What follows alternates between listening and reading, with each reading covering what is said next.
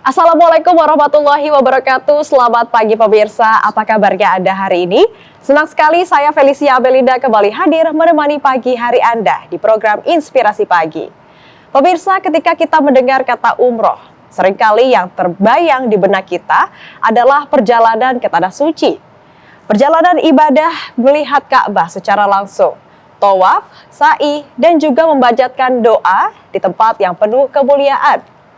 Umroh menjadi perjalanan hati dan seringkali menjadi titik balik dari kehidupan manusia. Dan bagaimana umroh ini bisa menjadi ibadah yang terus-menerus dilakukan dan bukan hanya sesaat saja? Kita akan langsung membahasnya bersama dengan narasumber yang luar biasa yang sudah hadir di studio. Sudah ada Ustadz Qurtubi yang merupakan koordinator Sahabat UAS. Assalamualaikum Ustadz Qurtubi. Waalaikumsalam warahmatullahi wabarakatuh, Mbak Feli. Kemudian juga ada Ustadz Fadila Sandi selaku Ustadz TV One. Assalamualaikum Ustadz Sandi. Waalaikumsalam warahmatullahi wabarakatuh.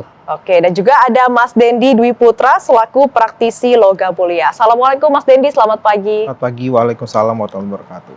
Oke, nah sebelum kita akan berbincang mengenai umroh itu sendiri, saya juga mau bertanya-tanya langsung khususnya mungkin kepada Ustadz Sandi dan juga Ustadz Qurtubi mengenai sebenarnya umroh itu tuh seperti apa sih dan juga pengalaman yang dirasakan pada saat melihat dan juga menginjakkan tanah suci di sana. Mungkin bisa dari Ustadz Sandi dulu. Ibadah umroh ini seperti yang tadi kita sampaikan ya, perjalanan ke Baitullah, Makkatul Mukarramah, tanah suci dengan rangkaian nusuknya, rangkaian ibadahnya, mulai dari kita berihram, kemudian kita tawaf, sa'i, tahallul, dan di semua dilakukan dengan tertib.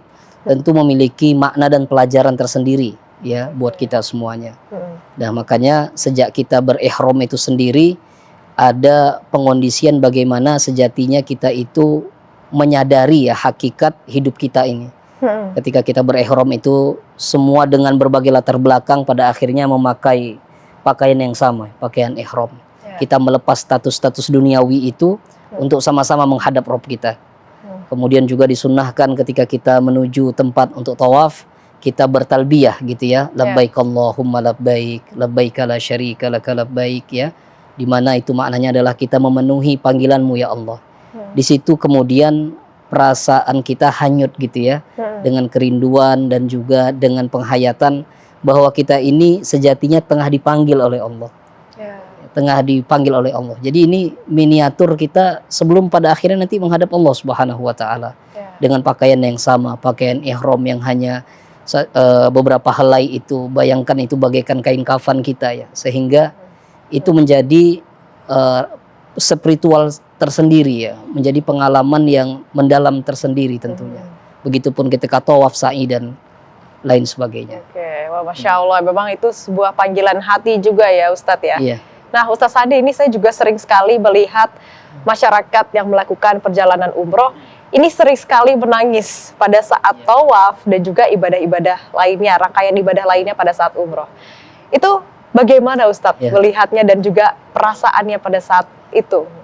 Kabar baiknya bahwa memang hanya hati-hati yang penuh iman lah yang bisa kemudian meneteskan air mata itu. Jadi air mata itu adalah wujud dari iman yang membuncah di hati kita. Dan ketika orang pergi ke tanah suci, khususnya melihat Baitullah, bagaimana kita tidak terharu ya.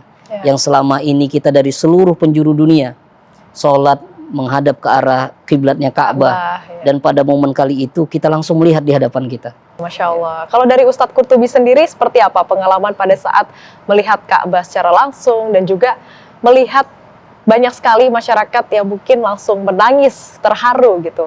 Apalagi mungkin dari peserta atau jemaah umroh bareng Ustadz Abdul Somad ini, Ustadz. Ya, jadi sebetulnya ketika kita bisa hadir ke Baitullah, itu kan harapan dari jutaan umat di dunia.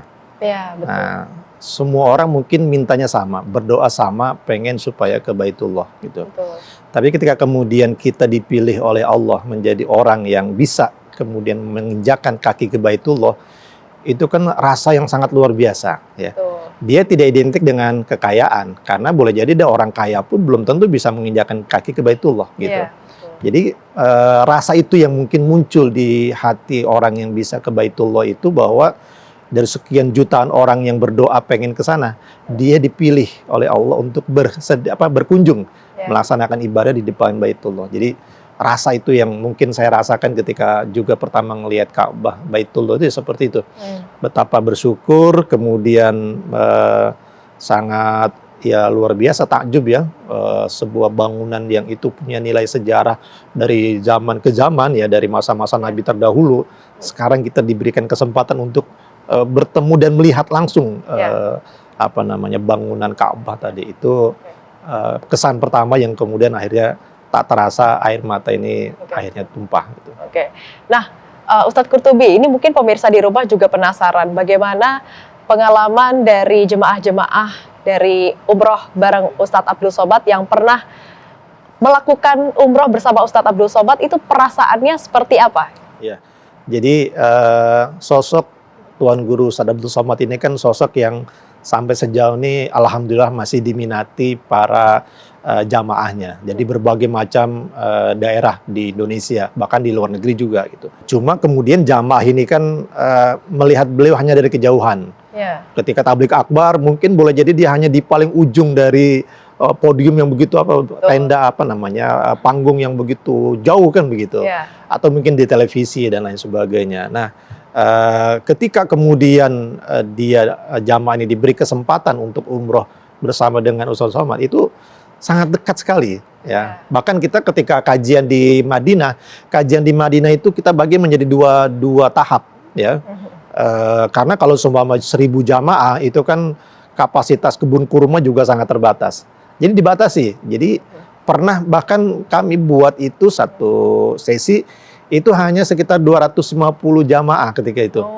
Sehingga kita bisa buat kayak halakoh, dekat betul bisa menatap langsung dengan Ustadz Somad kan gitu.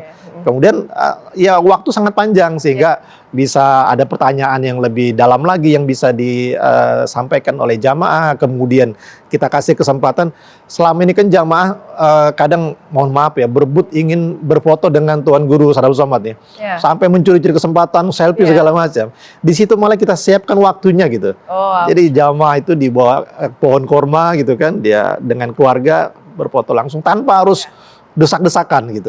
Itu kan pengalaman ya jamaah yang dia rasakan, sehingga saya merasa ketika itu sangat dekat dengan Ustadz Abdul Somad dalam momen umroh bersama Ustadz Abdul Somad. Itu yang sering jamaah ungkapkan ketika tergabung dalam kegiatan umroh ini. Baik Ustadz Qurtubi, nah buat pemirsa di rumah yang sudah penasaran pengen ikut rasanya gimana sih umroh bareng Ustadz Abdul Somad, nantinya umroh VVIP bersama Ustadz Abdul Somad akan dilaksanakan pada bulan Agustus 2026. Langsung saja daftar yang ada di layar kaca Anda. Nantinya juga akan ada bonus dirham ya.